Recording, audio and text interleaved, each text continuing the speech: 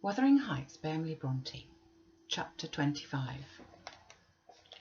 "These things happened last winter, sir," said Mrs. Dean, "hardly more than a year ago.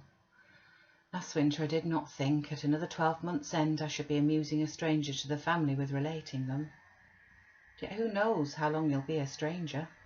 You're too young to rest always contented living by yourself. And I some way fancy no one could see Catherine Linton and not love her. You smile, but why do you look so lively and interested when I talk about her? And why have you asked me to hang her picture over your fireplace? And why—" "Stop, my good friend," I cried. It may be very possible that I should love her, but would she love me? I doubt it too much to venture my tranquillity by running into temptation. And then my home is not here. I'm of the busy world, and to its arms I must return. Go on. Was Catherine obedient to her father's commands?" "She was," continued the housekeeper. "Her affection for him was still the chief sentiment in her heart, and he spoke without anger. He spoke in the deep tenderness of one about to leave his treasure amid perils and foes, where his remembered words would be the only aid that he could bequeath to guide her. He said to me a few days afterwards, 'I wish my nephew would write, Ellen, or call. Tell me sincerely what you think of him.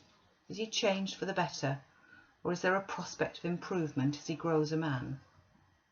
'He's very delicate, sir,' I replied, 'and scarcely likely to reach manhood.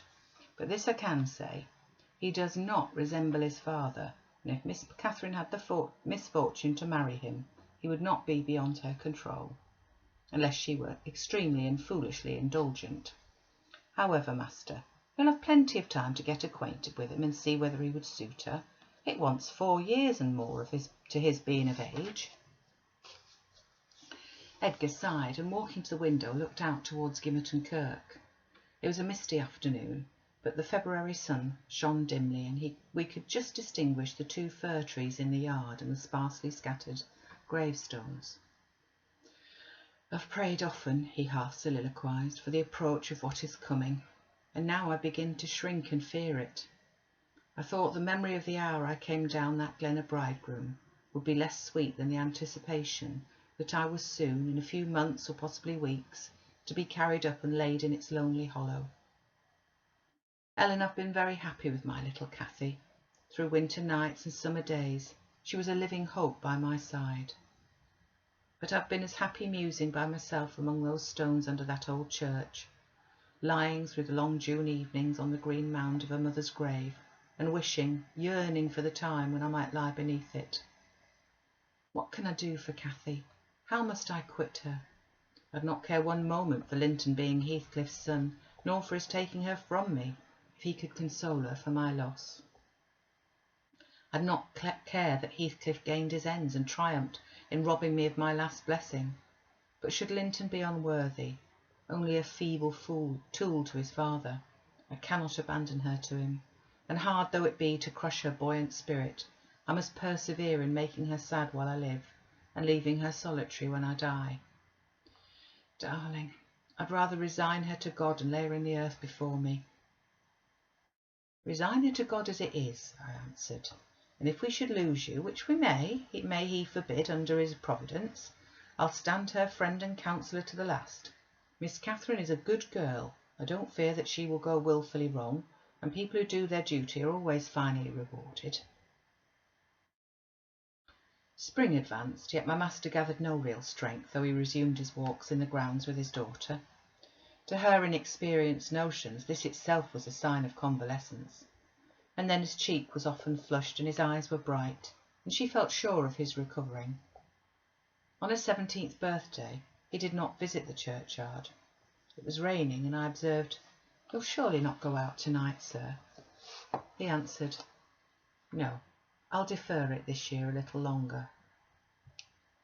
He wrote again to Linton, expressing his great desire to see him, and had the invalid been presentable, I've no doubt his father would have permitted him to come.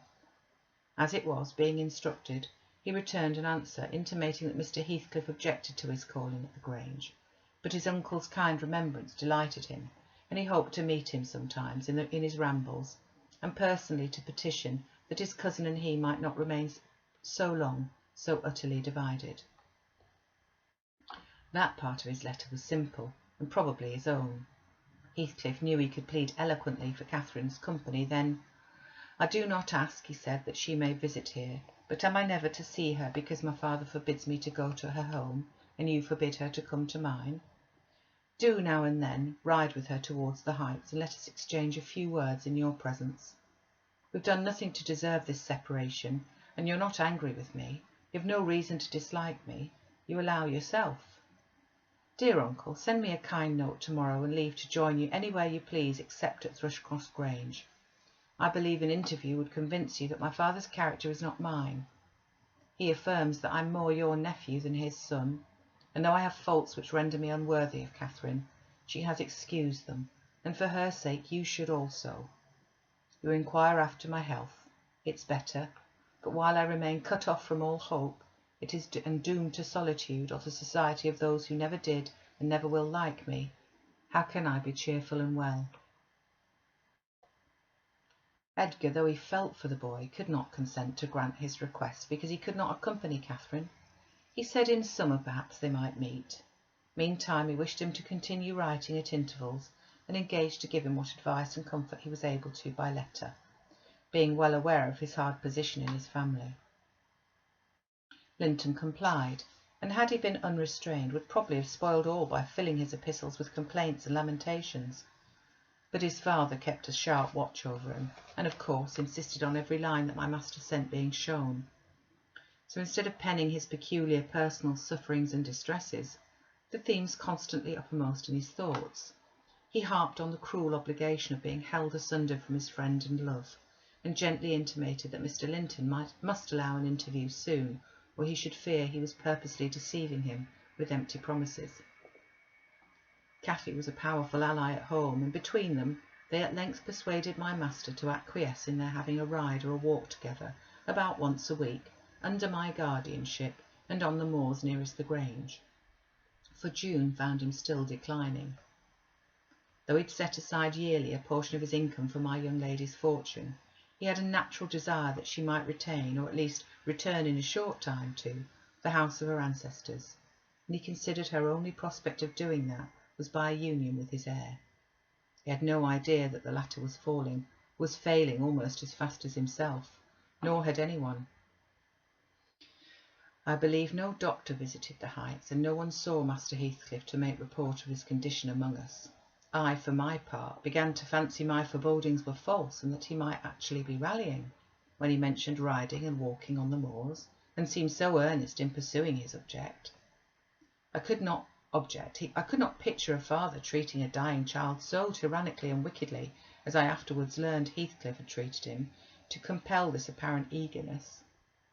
His efforts redoubling the more imminently his avaricious and unfeeling plans were threatened with defeat by death.